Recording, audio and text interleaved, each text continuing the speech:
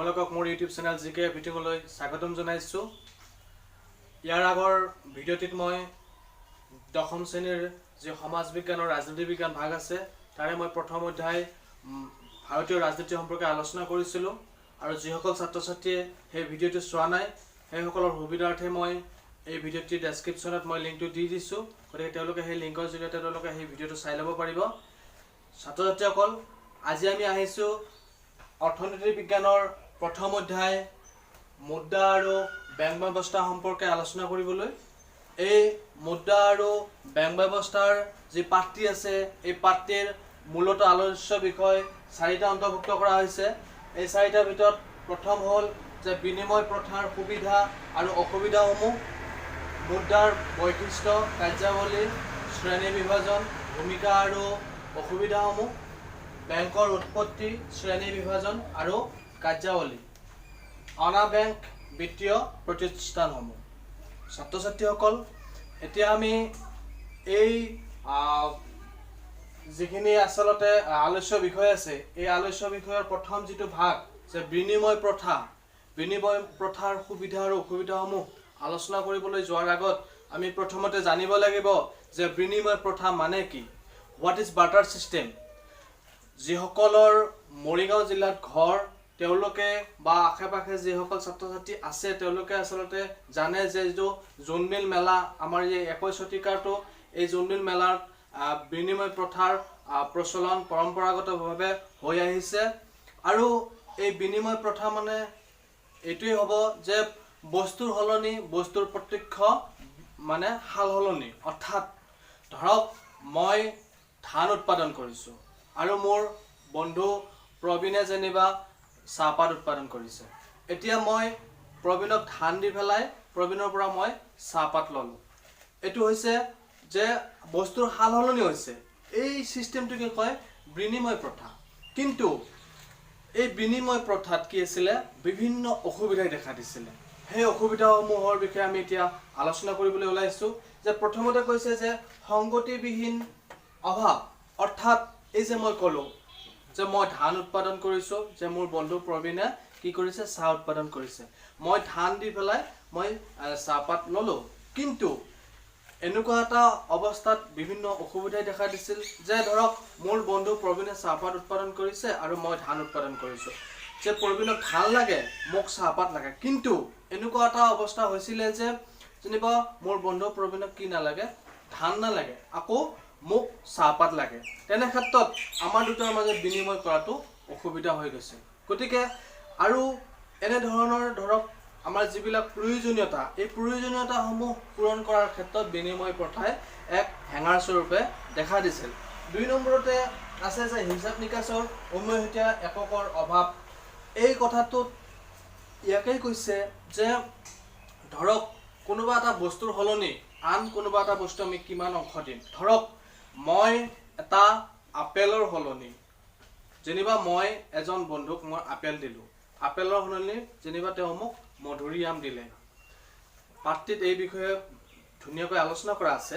গতিকে এই যে মই আপেলৰ সলনি যে মধুৰিআম ল'লোঁ, 3টা ল'লোঁ, ঠিক আছে। কিন্তু মই ধৰক মই আপেলৰ সলনি মই ধৰক এটা বেলেগ কিবা বস্তু ল'ব লাগে।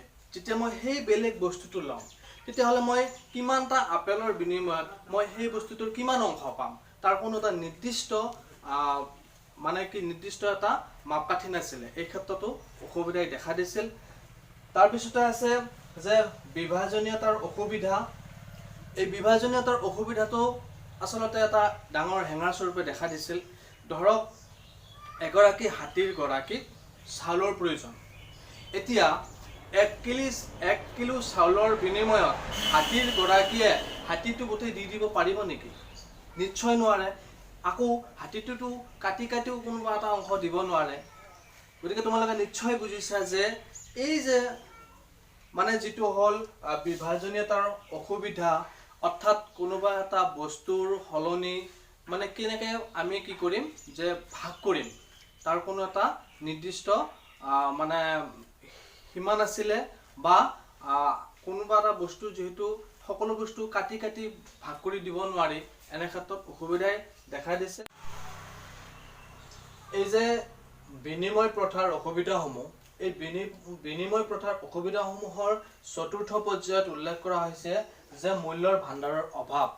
যে মূল্যৰ ভাণ্ডাৰৰ অভাৱ তাৰ মানে এইটো বস্তুকে আমি বুজিব ল'ব লাগিব যে মূল্য মানে হৈছে কোনো এটা বস্তুৰ দাম, অৰ্থাৎ কোনো এটা বস্তুৰ দামটো আমি কি কৰি ৰাখিব লাগিব, বহু দিনলৈ আমি সাঁচি থব পৰা হ'ব লাগিব। ধৰা গাখীৰ, কল আমি এইবিলাক উৎপাদন কৰোঁ, এই বস্তুবিলাক কি হয় বেছি দিনলৈ আমি সঞ্চয় কৰি ৰাখিব নোৱাৰোঁ। আকৌ বিনিময় প্ৰথাত কি হয়, বিনিময় প্ৰথাত যিহেতু বস্তুৰ সলনি বস্তু সাল সলনি কৰা হয়, তেনেহ'লে আমি গাখীৰ বা কল এইবোৰ আমি কেনেকৈ ইমান দিনলৈ সাঁচি ৰাখিম, এই ক্ষেত্ৰত অসুবিধা হৈছিল। কিন্তু যেতিয়া মুদ্ৰাৰ সৃষ্টি হ'ল, মুদ্ৰাৰ সৃষ্টিয়ে কি কৰিলে, আমি সেই যে গাখীৰ বা কল এই বস্তুবিলাক বিক্ৰী কৰি পেলাই আমি মুদ্ৰাবিলাক বেংকত সঞ্চয় কৰি ৰাখিব পৰা হ'লোঁ।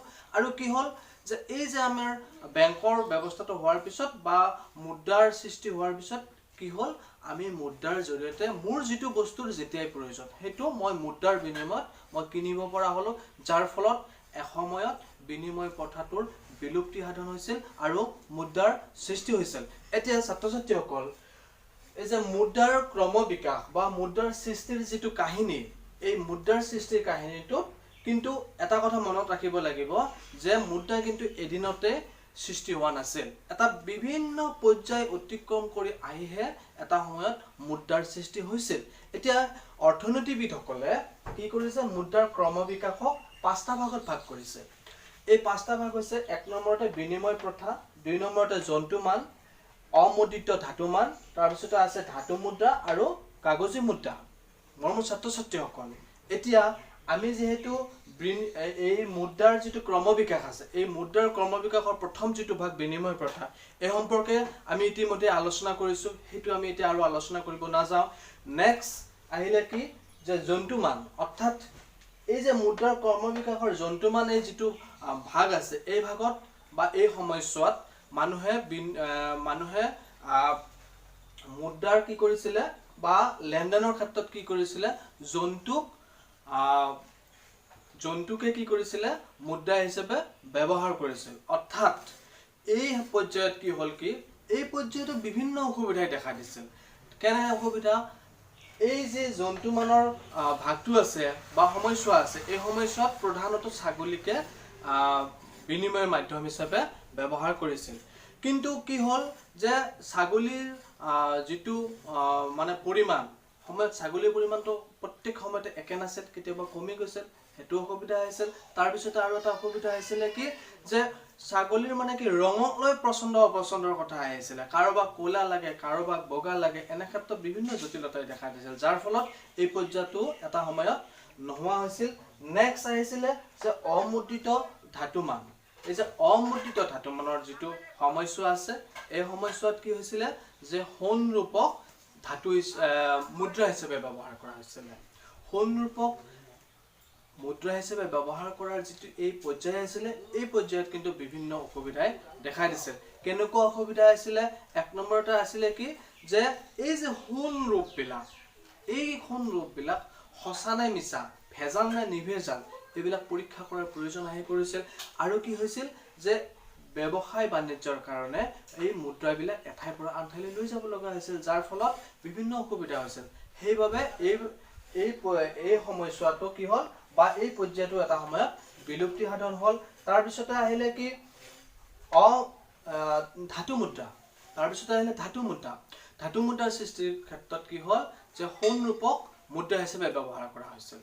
কিন্তু এই পৰ্যায়তো বিভিন্ন অসুবিধাই দেখা দিছিল, যেনে ইয়াৰ মই আগতেও কৈছোঁ যে সোণ ৰূপবোৰ সঁচা নে মিছা তাক পৰীক্ষা কৰাৰ প্ৰয়োজন হৈছিল।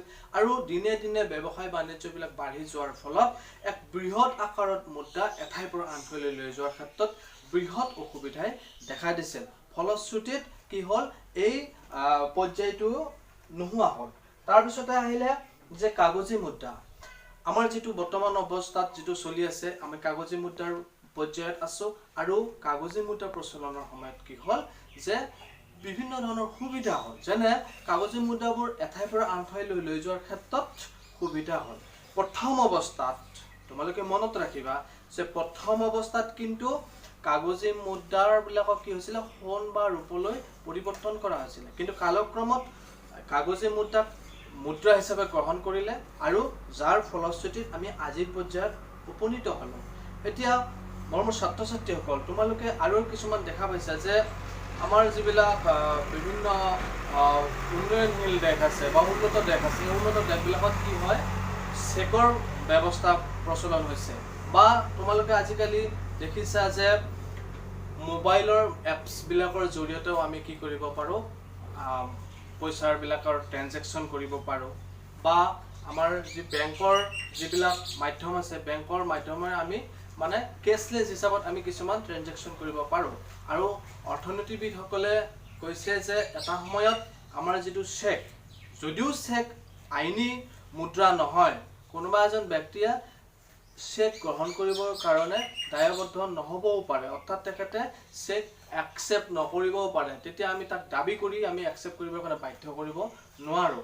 কিন্তু অৰ্থনীতিবিদসকলে কৈছে যে চেকে হয়তো এটা সময়ত একদম মুদ্ৰা হিচাপে প্ৰতিষ্ঠা লাভ কৰিব। ছাত্ৰীসকল, এই যে মই কৈ আছোঁ মুদ্ৰা, এয়া আমি প্ৰথমতে জানিব লাগিব যে মুদ্ৰা মানে কি, হোৱাট ইজ মানি বা হোৱাট ইজ কাৰেঞ্চি। এতিয়া মুদ্ৰা সম্পৰ্কে আমাৰ পৃথিৱীৰ বিখ্যাত 3গৰাকী অৰ্থনীতিবিদৰ মই সংজ্ঞা ইয়াত উল্লেখ কৰিছোঁ বা তোমালোকক ক'ব বিচাৰিছোঁ। তাৰ আগতে মই মুদ্ৰাৰ সংজ্ঞাটি এবাৰ কৈ দিব বিচাৰিছোঁ যে বিনিময়ৰ মাধ্যম হিচাপে সাধাৰণ গ্ৰহণযোগ্য যিকোনো এবিধ সামগ্ৰী, যাৰ সহায়ত সকলো বস্তু আৰু সেৱা কাৰ্য মূল্য প্ৰকাশ কৰা হয় আৰু যাৰ যোগেদি সঞ্চয়, ঋণ গ্ৰহণ আৰু পৰিশোধ কাৰ্য সম্পাদন কৰা হয়, সেয়ে হৈছে মুদ্ৰা। এতিয়া অৰ্থনীতিবিদ জন হিক্সৰ মতে মুদ্ৰাৰ কাৰ্যাৱলীৰ দ্বাৰা মুদ্ৰাৰ সংজ্ঞা নিৰূপণ কৰা হয়।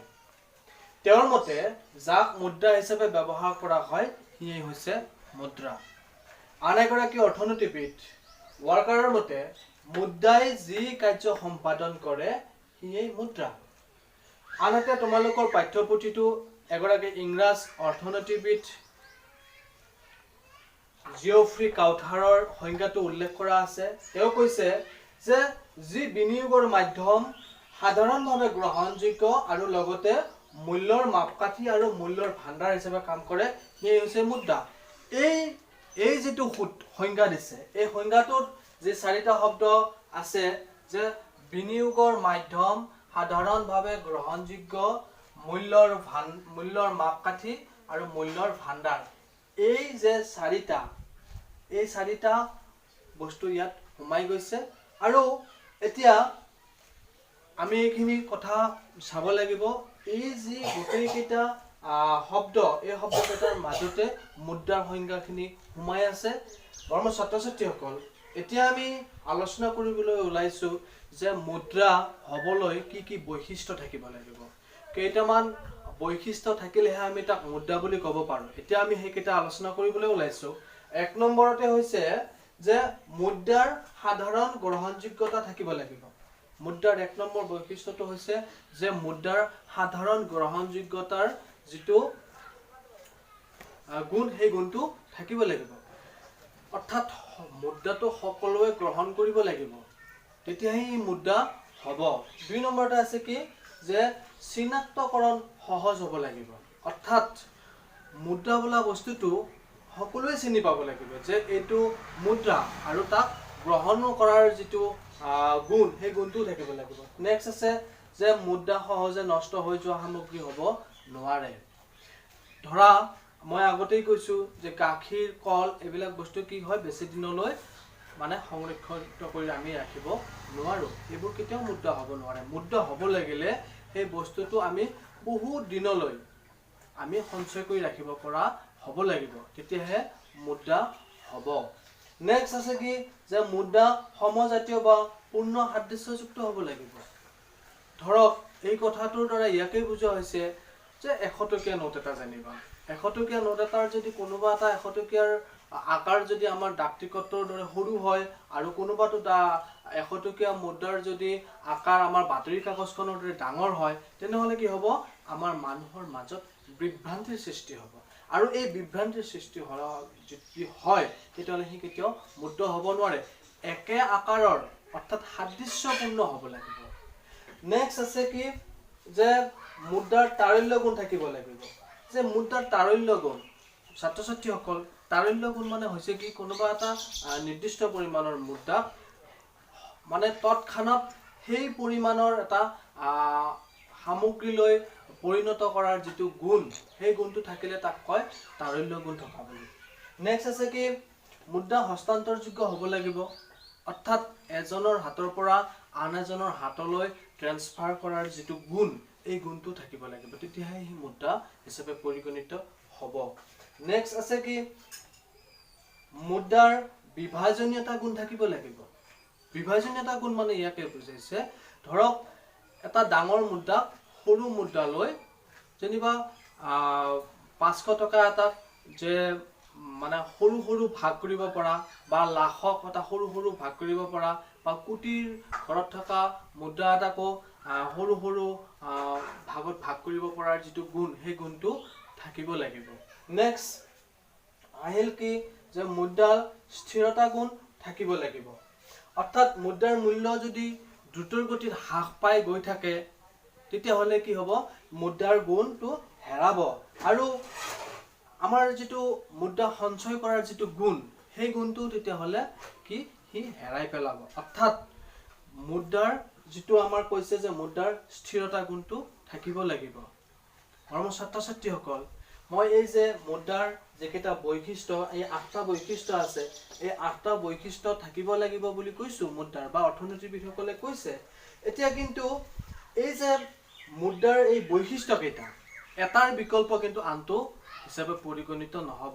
অৰ্থাৎ একে সময়তে মুদ্ৰাৰ ক্ষেত্ৰত এই যে 8টা গুণ আছে এই 8টা গুণ কিন্তু বিৰাজমান হ'ব লাগিব বা এই 8টা গুণ থাকিব লাগিব তেতিয়াহে এই মুদ্ৰা হিচাপে পৰিগণিত হ'ব মৰমৰ ছাত্ৰ ছাত্ৰীসকল এবাৰ আমি আলোচনা কৰিবলৈ ওলাইছো এই যে আমি মুদ্ৰাৰ কথা কৈ আছো এই মুদ্ৰাৰ কাৰ্যাৱলী সম্পৰ্কে আলোচনা কৰিবলৈ ওলাইছো তোমালোকৰ পাঠ্যপুথিত এটা ইংৰাজীত সূত্ৰ দিয়া আছে এই সূত্ৰটো হৈছে কি যে money is a matter of functions four a medium a measure a standard and a store অৰ্থাৎ is a medium measure standard store অৰ্থাৎ মাধ্যম মেজাৰ মানে হল জোখমাখ ষ্টেণ্ডাৰ্ড মানে হল মানদণ্ড আৰু ষ্ট'ৰ মানে হল ভাণ্ডাৰ এই চাৰিটা কাৰ্যই মুদ্ৰাই সমাপন কৰে এটা এক নম্বৰতে হৈছে মুদ্ৰা হৈছে বিনিময়ৰ মাধ্যম মুদ্ৰা হৈছে বিনিময়ৰ মাধ্যম পুৰণি কালত কি কৰিছিল মানুহে বিনিময় প্ৰথাৰ